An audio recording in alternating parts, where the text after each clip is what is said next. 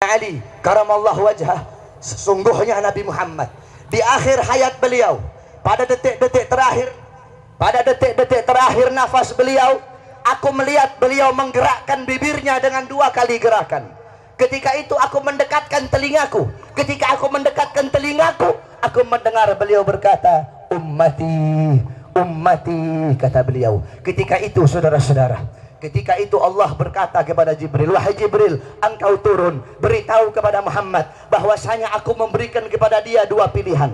Apakah dia akan memilihku atau dia memilih dunia? Kalau dia memilih dunia, akan aku panjangkan umurnya. Kalau dia memilihku, katakan kepadanya akan datang kematiannya pada hari ini. Datang Jibril membawa pesan tersebut, kemudian disampaikan kepada Nabi. Kata Nabi, wahai Jibril, sampaikan kepada Allah bahwasanya aku lebih memilih Allah subhanahu wa ta'ala. Kehidupan yang sebenarnya bagiku bukan dunia. Kehidupan yang sebenarnya bagiku ketika ruhku berpindah berjumpa kepada Allah subhanahu wa ta'ala. Akhirnya saudara-saudara, datang Israel untuk mencabut nyawa Nabi Muhammad SAW. Ketika itu Nabi Muhammad SAW terbaring di rumah Sayyidatuna Aisyah di atas kasurnya. Ketika itu datang Israel pun izin untuk mencabut nyawa Nabi Muhammad.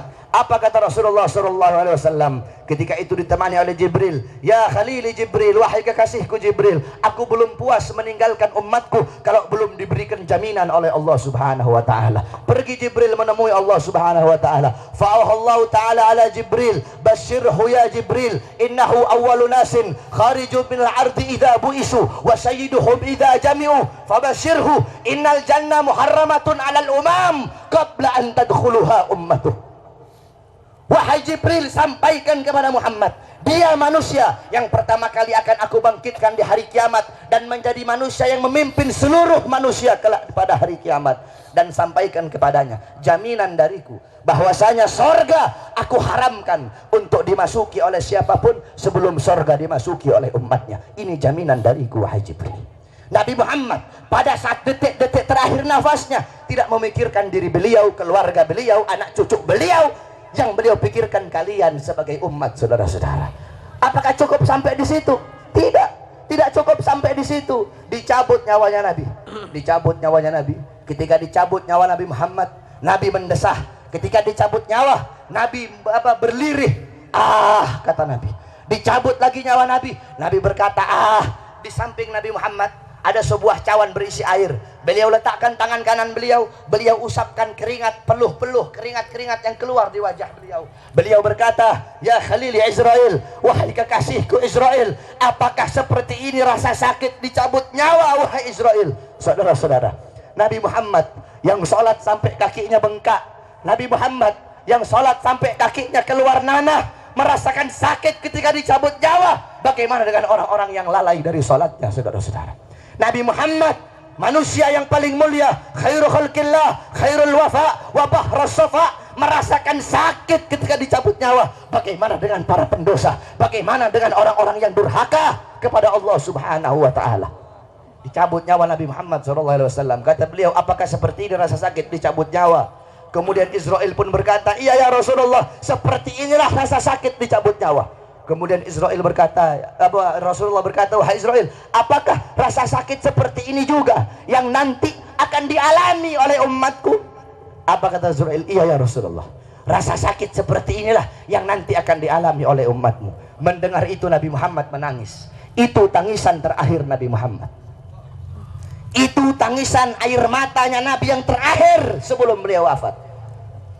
Beliau mengangkat tangan, doa terakhirnya Nabi, harapan terakhirnya Nabi, doa yang menutupi kepergian Nabi Muhammad, doa yang menutupi wafatnya Nabi Muhammad.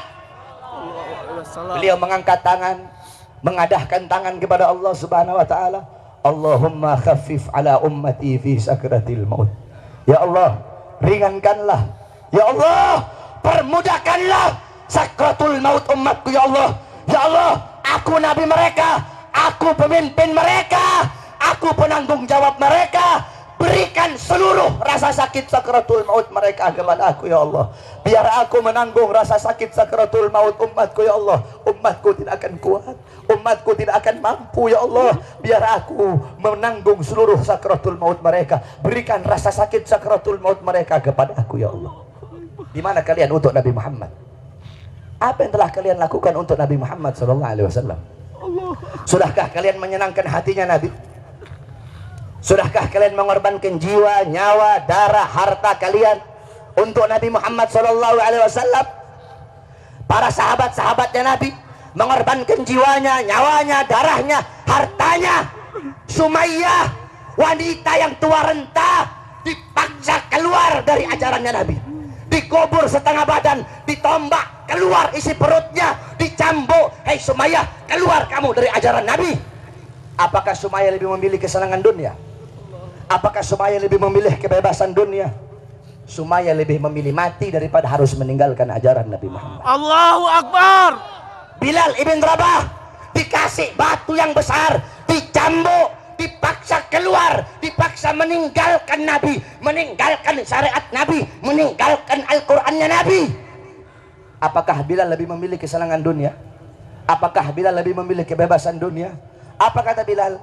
Walaupun tubuhku dipotong-potong menjadi bagian-bagian yang kecil untuk menghentikan kecintaanku kepada Nabi, dengan dipotong-potong tidak akan berhenti kecintaanku, malah dengan dipotong-potong hanya akan menambahkan kecintaanku kepada baginda Nabi besar. Allahu Akbar. Setelah Nabi Muhammad SAW wafat, para sahabat itu tidak ada gairah hidup, saudara-saudara. Ada seorang wanita yang dimana galat li Aisyah, ya Aisyah, ikshif li gabrin Nabi. Wahai Aisyah, hingkapkan, bukakan bagiku kuburnya Nabi. Dibuka kuburnya Nabi, masuk ini perempuan di depan kuburnya Nabi. Fabakat hatta matat. Itu wanita menangis depan kuburnya Nabi sampai dia mati saat